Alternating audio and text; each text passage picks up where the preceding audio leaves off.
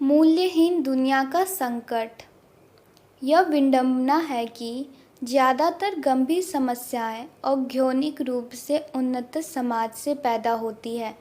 विज्ञान व परोपकारी ने जीवन के कई क्षेत्रों में अद्भुत काम किए हैं, मगर बुनियादी मानवीय समस्याएं आज भी जस की तस बनी हुई है। अभूतपूर्व सुरक्षिता फिर भी इस शिक्षा में अच्छाई को बढ़ावा नहीं दिया है, बल्कि इसने मानसिक बेचैनी और असंतोष को बढ़ावा दिया है।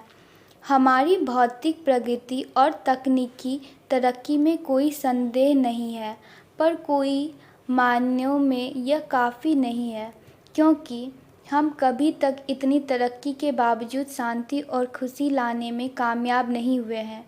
ऐसे में हम यही निष्कर्ष निकाल सकते हैं कि हमारी प्रगति और विकास में ज़रूर कुछ गंभीर गलती है, और अगर हम इसे समय रहते ठीक नहीं करते तो यह गलतियां मानवता के भविष्य के लिए विनाशकारी साबित हो सकती है। मैं विज्ञान और प्रौद्योगिकी का कर्तव्य विरोध नहीं, मानव जाति के समग्र अनुभव में इनका भारी योगदान है।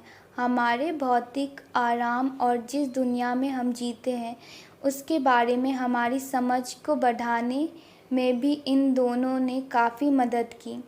लेकिन अगर हम विज्ञान एवं प्रौद्योगिकी पर बहुत अधिक जोर देते हैं तो मानवीय ज्ञान और समझ के उन पहलुओं से हमारा नाता टूटने का खतरा पैदा हो सकता है जो ईमानदारी और परोपकारी के आकांक्षी है।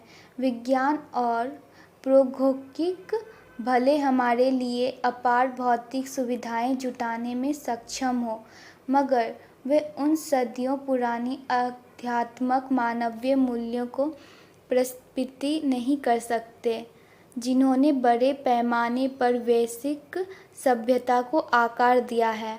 हम आज भी पीड़ा, भय और तनाव का सामना कर रहे हैं, बल्कि कई मायनों में इनमें बढ़ोतरी ही हुई है। इसलिए भौतिक विकास और आध्यात्मिक मानवीय मूल्यों के विकास के बीच संतुलन बनाने का प्रयास ही तर्कसंगत होगा। दुनिया के बहुत सारे लोग मौजूदा विश्वव्यापी नैतिक संकट को लेकर मेरी ही तरह चिंतित हैं।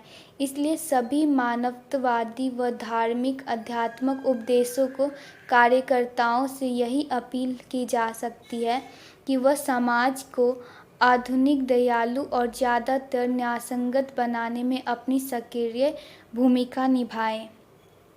मैं यह बात एक बौद्ध या एक तिब्बती के रूप में नहीं बोल रहा, ना ही अंतर्राष्ट्रीय राजनीति के विशेषज्ञ के तौर पर कह रहा हूँ।